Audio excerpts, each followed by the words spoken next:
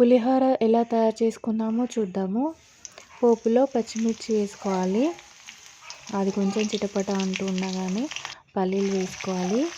పల్లీలు కొంచెం లైట్గా ఫ్రై అయిన తర్వాత పసుపు, జింజర్ గార్లిక్ పేస్ట్ వేసుకొని కొంచెం కలపాలి. దాంట్లోనే ఇంగువ వేసుకొని కలపాలి. తర్వాత కరివేపాకు వేసుకోవాలి.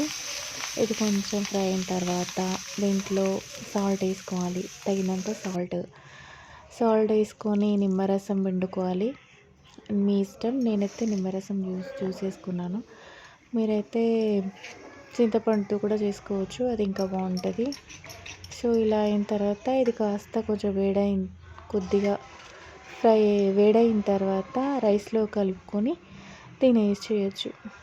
యమ్మీ పులిహోర రెడీ. మీరు కూడా ట్రై చేసి ఎలా ఉందో కామెంట్ చేసి చెప్పండి.